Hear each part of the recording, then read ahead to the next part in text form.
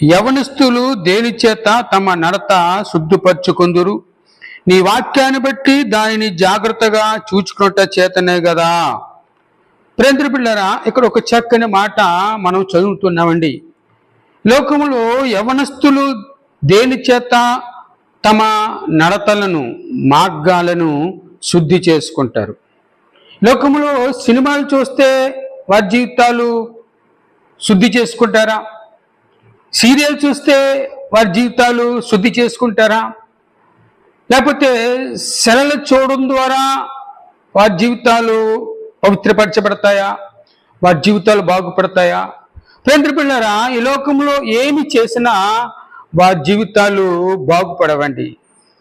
ఎందుకంటే లోకంలో అన్ని విషయాల్లో కూడా, అన్ని వస్తువుల్లో కూడా సినిమాల్లో పాపం ఉంది, సీరియల్స్లో పాపం ఉంది,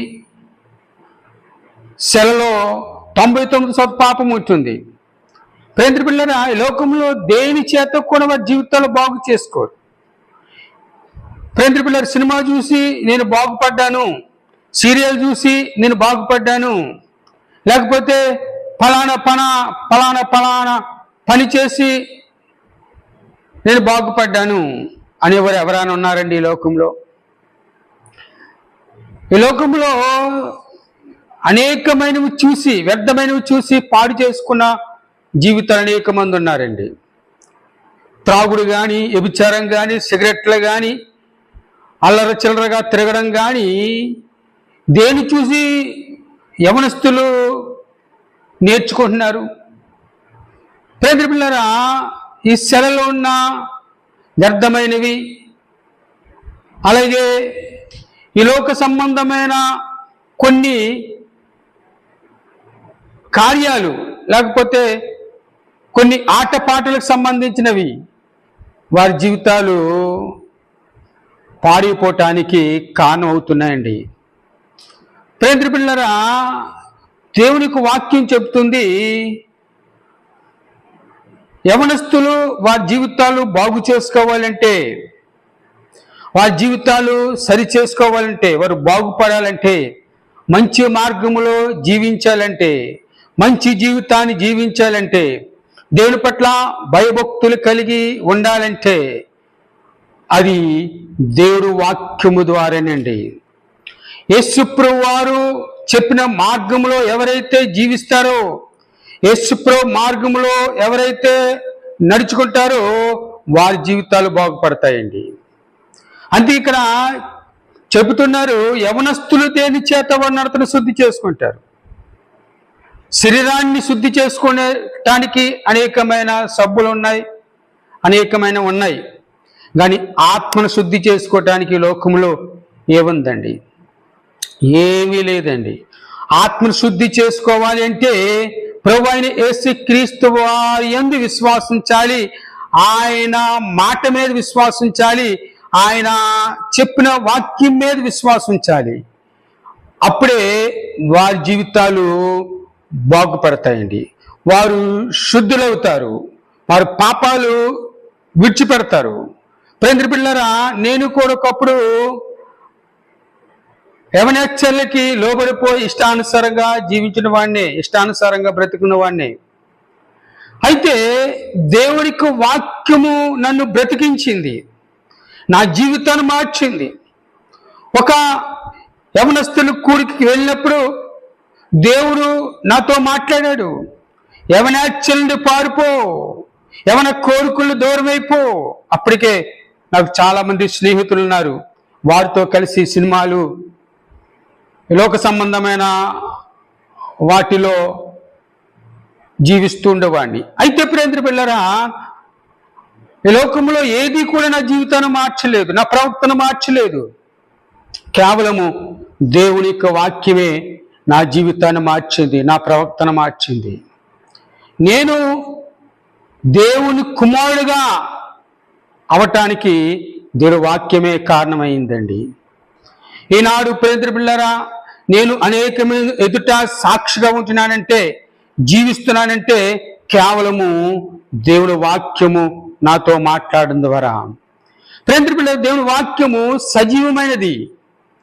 అది చనిపోయిన వారిని బ్రతికిస్తుంది. అంటే అర్థం ఏంటంటే పాపములో శాపములో ఉన్న వారిని మంచి మార్గము నడిపిస్తుంది.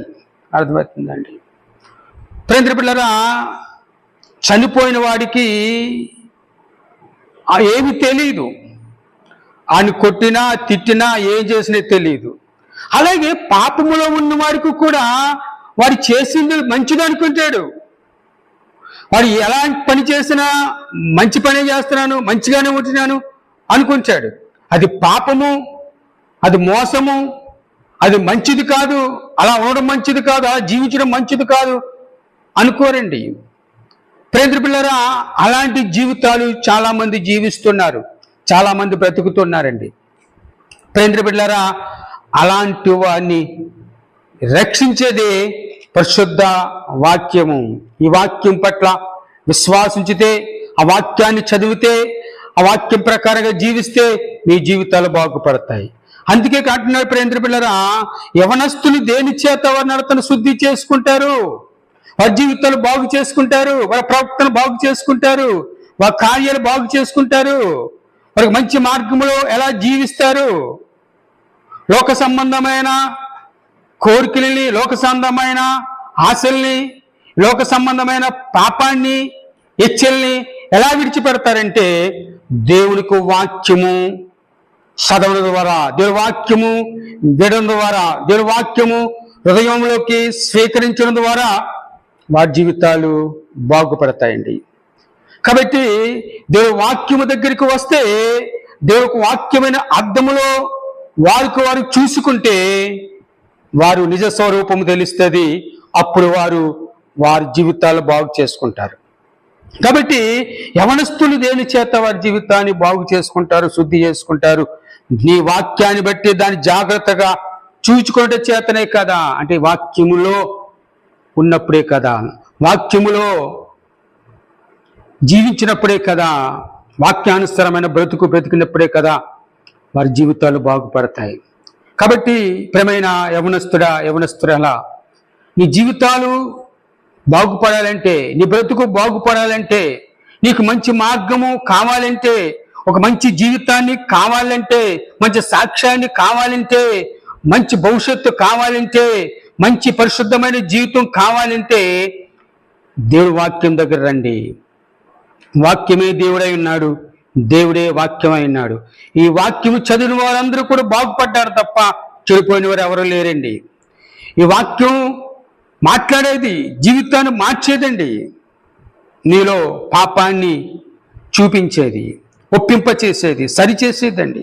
కాబట్టి ఆ వాక్యాన్ని చదవండి, వాక్యం ప్రకారంగా జీవించండి.